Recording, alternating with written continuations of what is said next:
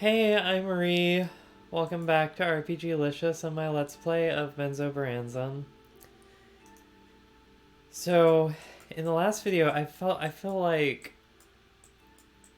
it might kind of have felt like I got through that orange and coral level and through this purple and coral level a bit quick. These levels go back and forth a lot. Like, there's like these. I want to see if I could like find more of them, but like right here, there's like these little red patches on the wall, and I'm trying to figure out like, are those like veins of some kind of red gem on the wall, or like is that supposed to be blood? There's spider webs. Because this game is about drow, and the drow worship a spider goddess, there's spiders everywhere.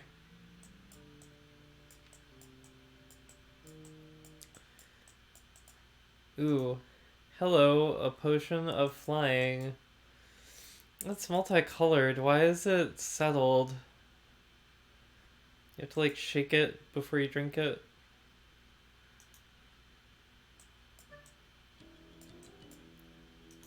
Oh, I hear monsters. But yeah, so you spend a lot of time sort of journeying back and forth between um Descent into the Underdark levels 1 and 2.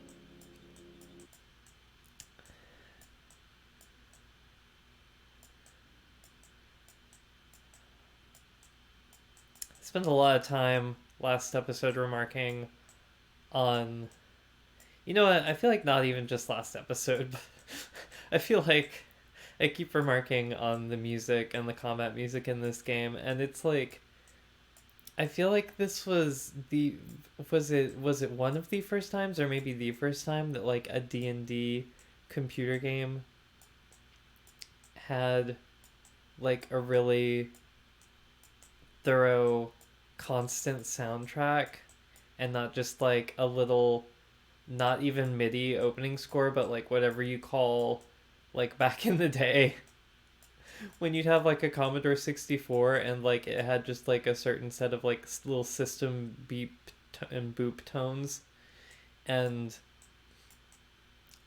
the music would just like use the beep and boop tones to like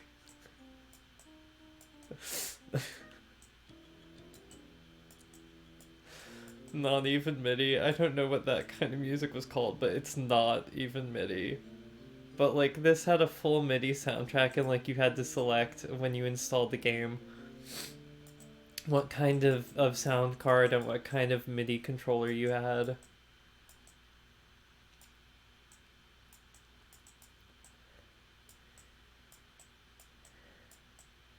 And it is just very cool that it has like a thorough constant soundtrack. Except for when it drops out. And you're just like terrified that the combat music is gonna come back and the monsters are gonna come back. But like, okay, so I was asking last time a little bit, why do we play video games? Like, is it escapism? And I feel like it's escapism.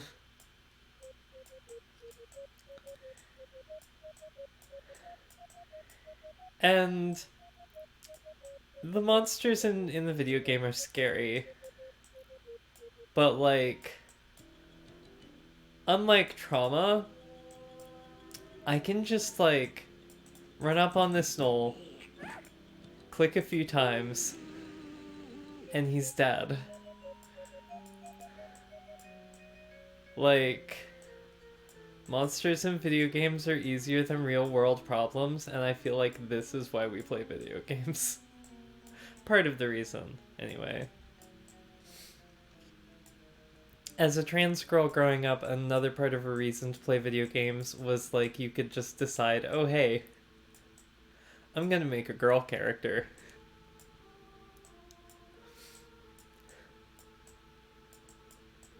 and like just let that be me for the entire time I'm playing this game.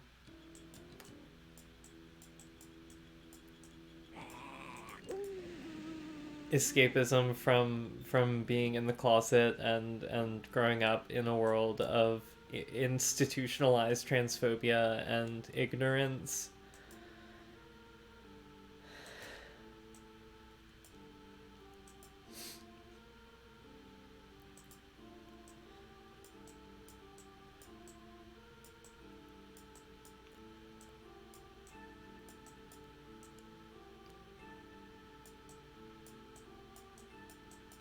Like, that's easy to talk about for me because it's like I knew the whole time that like making female characters in video games, like I knew what I was doing.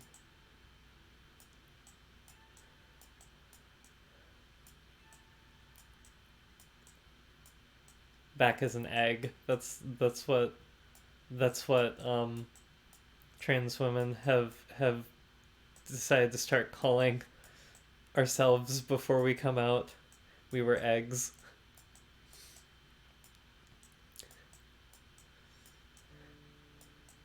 And that was one of my egg giveaways, was always playing a female character.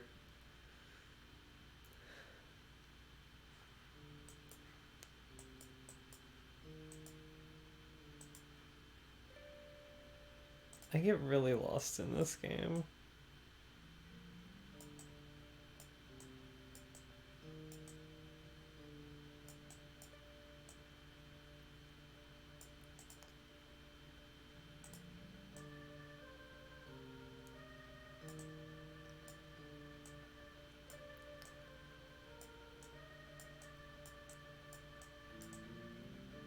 I really do love the soundtrack in this game.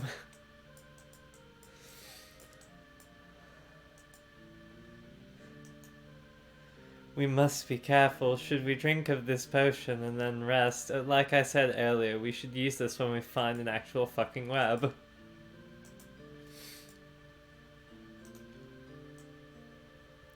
Alright, I'm glad, because the last thing we found was a cleric scroll of passweb, and, like, I don't have a cleric. I feel like a paladin should be able to use that scroll. But whatever.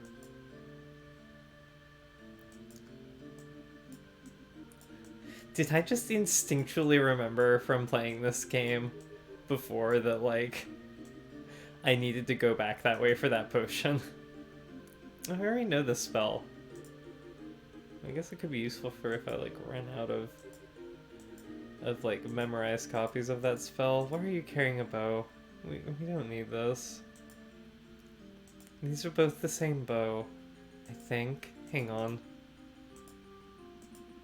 Let me detect magic first before I just throw something out.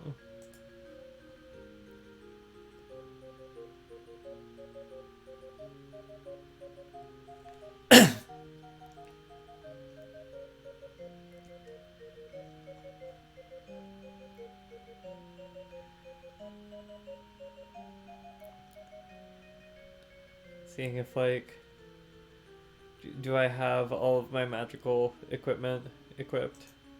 I do. There's a lot of swords in this party. I feel like... But this does so much damage.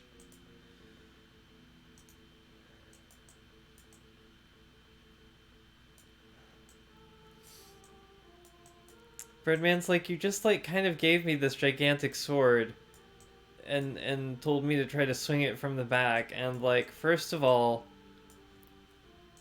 I am not used to using gigantic swords. In case you didn't notice, I carry a scimitar with me. That's not a very gigantic sword.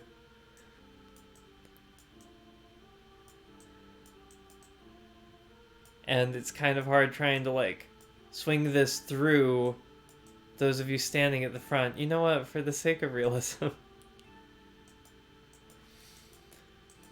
But wait, I'm sorry. Can you even use a bow and arrow? Because can I put this quiver on you? Because you have wings. Like I'm trying to put this quiver on you.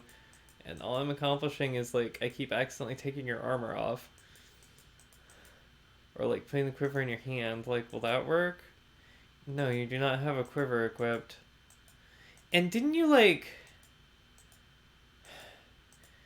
No, I don't think you came with this bone quiver. I think Maeldathar left these with you.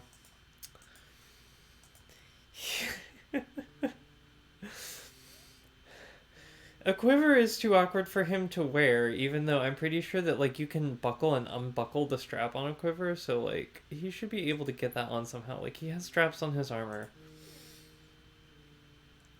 But I guess for the sake of realism, we'll have him use a pokey stick, a quarterstaff.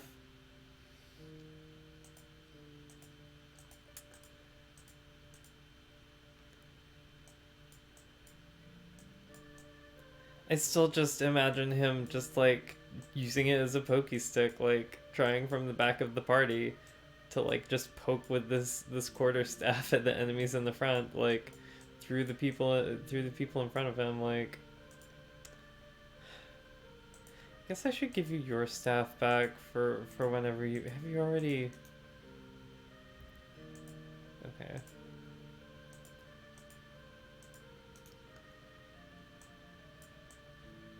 If you've already used the Stone of Winter for the day, you can only use it once per day. You should re-equip the staff so that you can also poke things from the back of the party. Awkwardly trying to swing past Soon and Drist.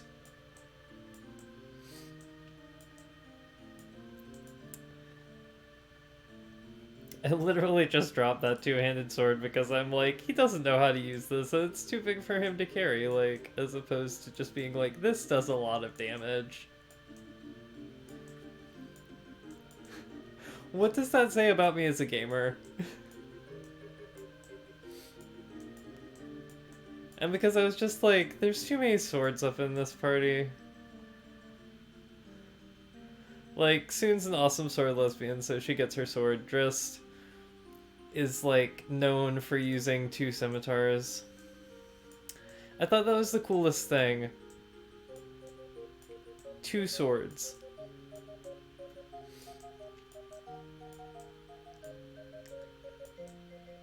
Instead of one. Now, like, I know how to read tarot, and I'm like, oh fuck, two swords.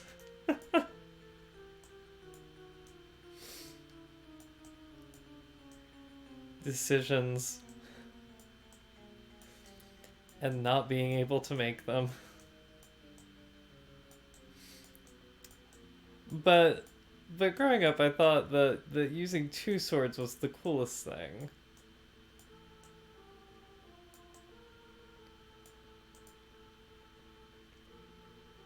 You can fight twice as many bad guys at once.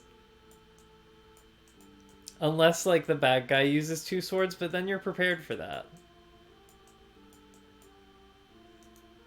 Javelin of Lightning. That seems nifty. Can you use this? It's magical. How much damage does it do? It doesn't say. I wonder, because it's a javelin, does he throw it?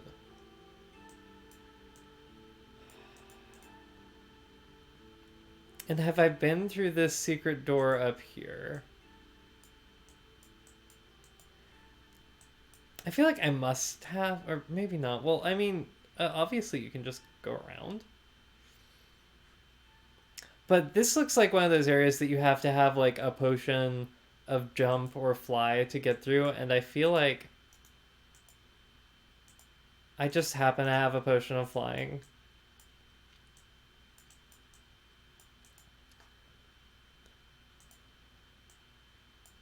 So I can totally fly.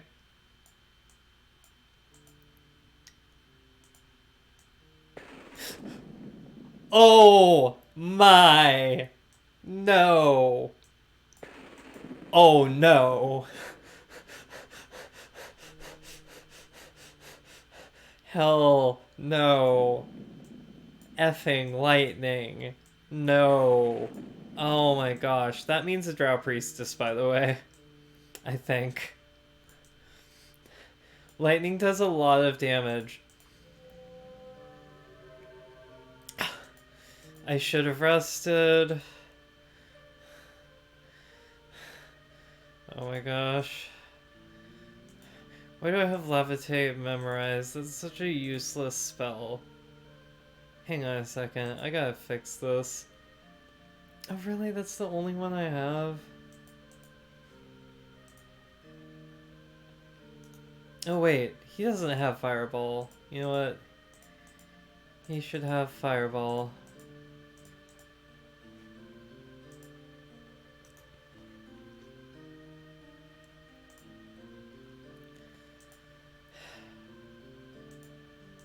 I feel like I came to this magic party with a knife.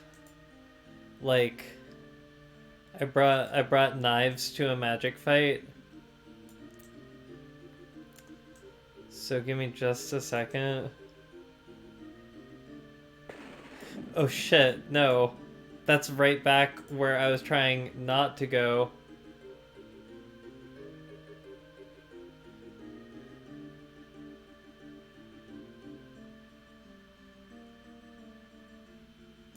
Run away.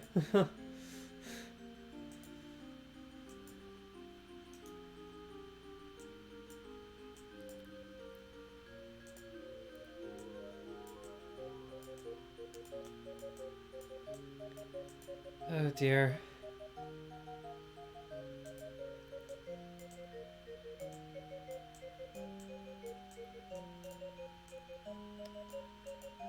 Alright, I have magic now.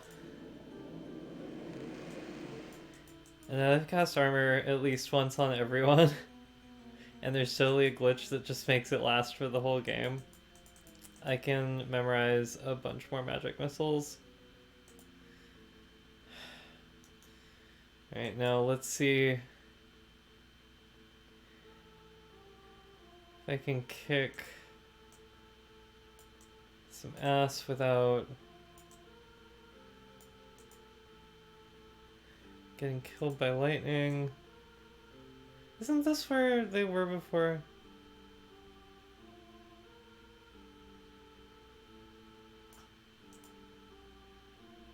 Huh. Yeah, I'm just gonna go through the illusionary wall over here.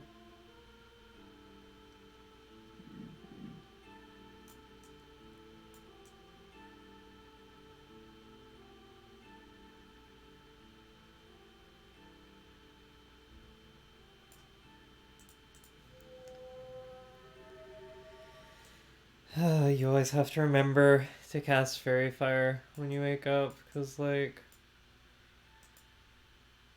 makes it harder for enemies to get the drop on you. I don't know what happened, like...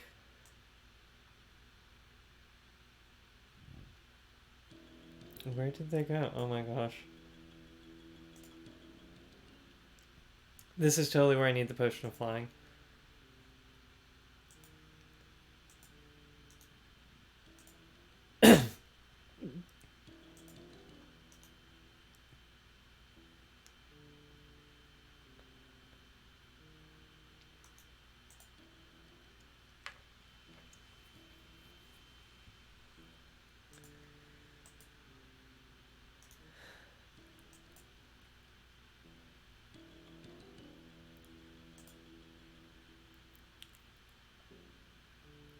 I'm also just like carrying around these 2 daggers and this helmet that I don't necessarily need.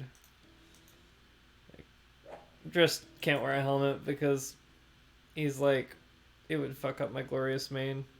But I don't need that helmet. I don't need these daggers, but like soon would carry a couple around anyway. Just in case.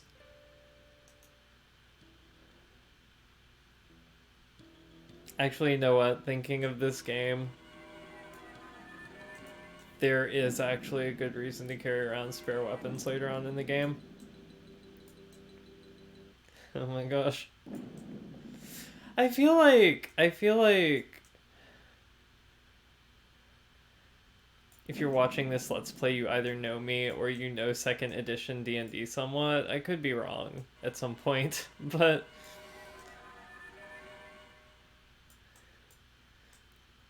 For right now, I'm going with that assumption. And there are monsters in second edition D&D. Actually, just in D&D in general. That's right. These are not just part of second edition D&D. They've been around since then. They give you good reasons to carry around backup armor and weapons and anything made of metal. But I won't spoil it. You can spoil it in the comments for all I care, but if you know what I'm talking about, it's just they're scary, especially to fighters. Okay, there's something down here in this corner. That's southeast. Potion of Passweb. It looks just like a potion of flying. How are they supposed to not mix those up? Oh, hello. There's something through here. I can use this again. Oh, it's just a knoll. He can't even fly, so like... He can't even attack me. That makes no sense. If I was staying like one square above him, why would he not be able to attack me? I know I'm wasting this spell on a knoll at this point, but whatever. It's a little bit of overkill, but the way the monsters in this game just sneak up at you in the dark and cast lightning bolts at you from who knows where.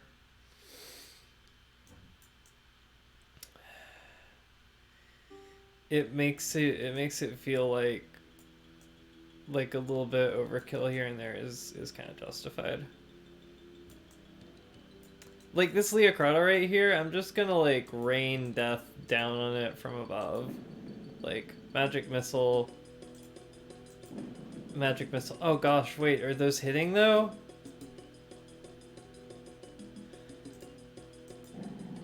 Yes, okay, that hit. And the cool thing about Felph's acid arrow, and one of the reasons why she's so proud of it, is because it's made of damage. It's made of acid, rather. It keeps doing damage. It's made of damage, like most other spells.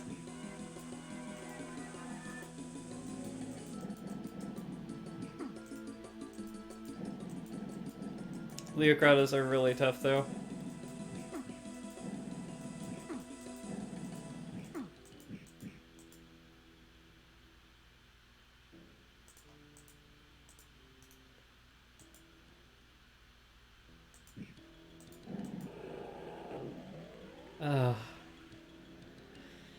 Okay.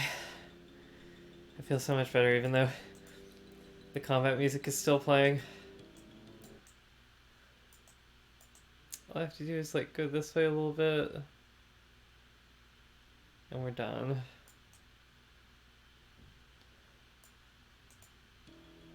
Oh. Or so I thought. Oh, it's just another knoll. So gnolls in D&D are, well, you can kind of see that they're hyena anthropomorphs of a sort. They worship a demon deity called Yinagu, or something like that. And they're very much about, like, eating humanoids, I feel like. And enslaving humanoids.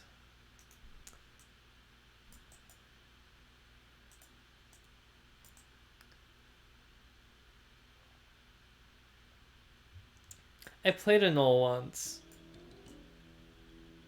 in a pen and paper campaign, and like they weren't part of like the like how we've mentioned in earlier episodes how it's problematic in D&D that there are races that are like always evil. Well, I didn't play an evil gnoll.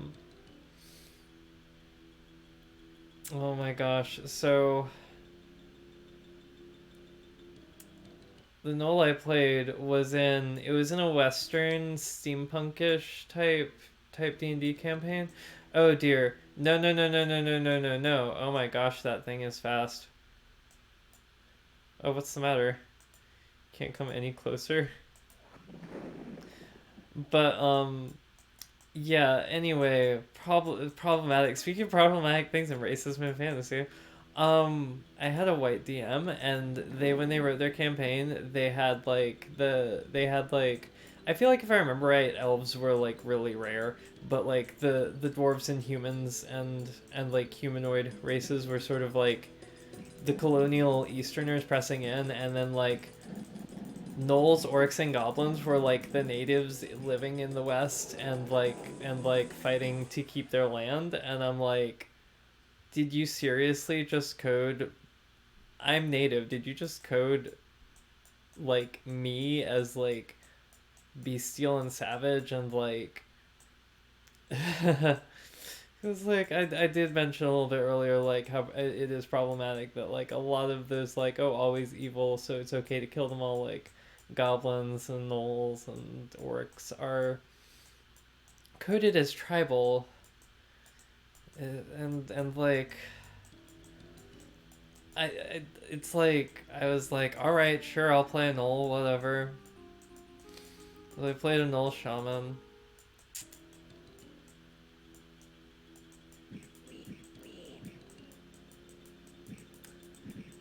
But like I feel like he tried he tried to be conscious of being like think of them as like of like they're not like all evil savage like just think of them as Native American stand-ins for the setting. But I was like, do you not realize how problematic and racist this still is? I didn't really say anything about it. It's difficult to have those conversations. But I'm saying something about it now. Oh, fairy fire wore off. Is there combat music? I feel like maybe we should rest.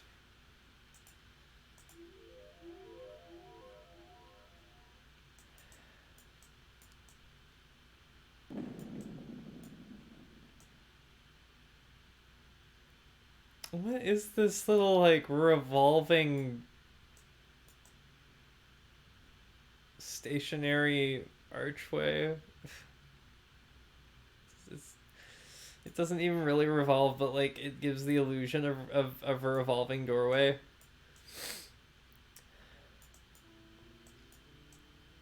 Because of the way it's sort of positioned.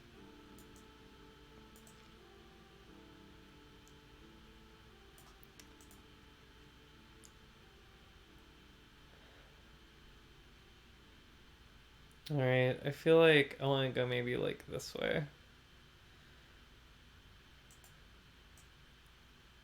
Truly labyrinthine, the maps in this game.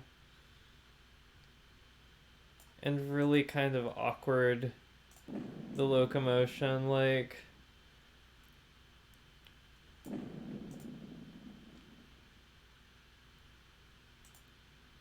I don't know why I'm not using stepping motion, but there's just something that I prefer about this.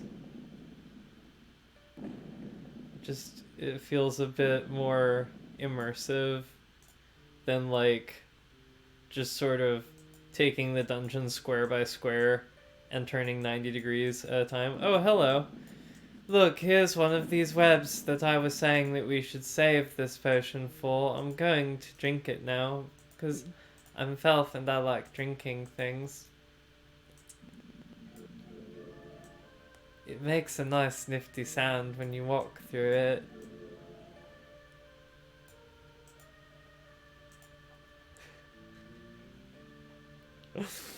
I feel like I'm not keeping up the Galadriel-esque slowness of the voice that I had at first. This dramatic.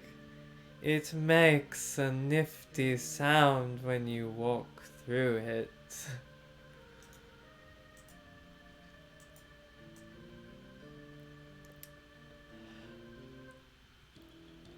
Oh my gosh. I hear combat music. I don't want to fight right now. We can do this next time. Thanks for joining me. See ya.